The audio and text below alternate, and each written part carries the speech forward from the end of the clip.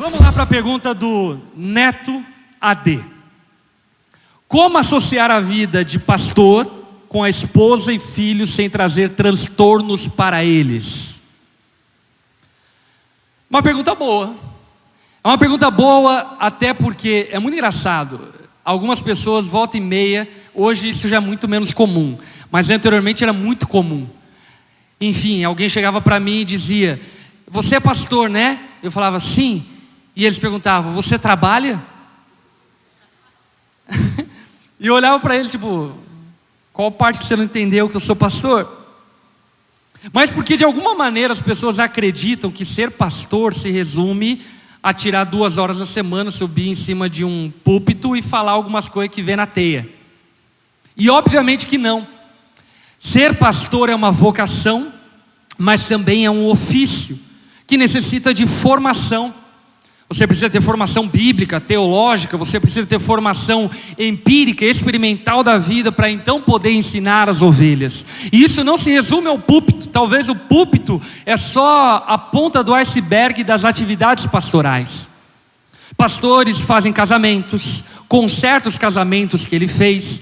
Pastores fazem velórios, pastores cuidam de pessoas, pastores discipulam, pastores atendem casais, pastores vão socorrer endemoniados, pastores planejam a igreja, pastores fazem marketing da igreja, pastores fazem publicidade, pastores também fazem planejamento estratégico, pastores fazem gestão financeira, pastores fazem gestão de recursos humanos, pastores fazem gestão de horários e tempos, pastores fazem muitas coisas.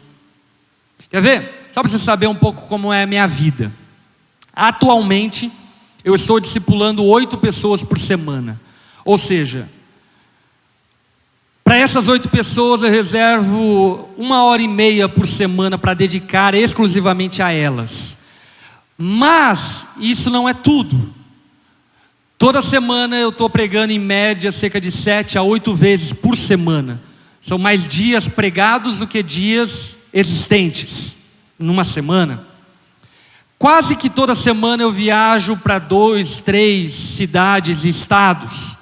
Além do mais, eu cuido de toda a parte administrativa da igreja, como por exemplo os recursos financeiros, planilhas financeiras, orçamentos, liberação de verba para implantações. Hoje a Onda Dura está cobrindo e cuidando de outras 17 igrejas. São 16 igrejas fora de Joinville, que são administradas e geridas por Joinville, que exige de planejamento estratégico, tático, operacional.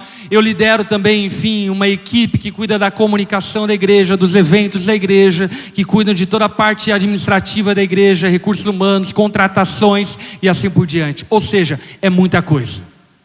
E talvez você olhe para isso e pergunta: e como que você faz para viver? É muito interessante isso.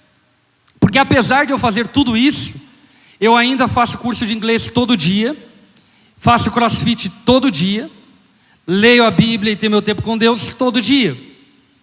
E por incrível que pareça, eu ainda consigo separar um dia na semana para estar com meus filhos, a minha família. E você pergunta como? Eu respondo com 2 coisas bem simples. Primeira coisa, não sendo ansioso. Ansiedade mata tempo. Acredite no que eu estou falando. Ansiedade, preocupação é você estar ocupado antes de necessitar estar ocupado. E a segunda coisa é tendo organização. Quando eu estou com a minha família, eu estou com a minha família. Quando eu estou discipulando, eu estou discipulando. Quando eu estou em uma reunião, eu estou naquela reunião. Eu estou com corpo, alma, espírito, coração, está tudo ali. Agora, acerca dessa administração e desse equilíbrio de cuidado com a família, assim por diante, o que eu diria para você é que é necessário que você não separe as coisas. A minha família e o meu chamado não são 2 coisas diferentes, são uma coisa. A minha família está no meu chamado e o meu chamado está na minha família. Por esse motivo, por vezes, eu tenho que dedicar tempo à minha família e de alguma forma abrir mão de algumas atividades na igreja.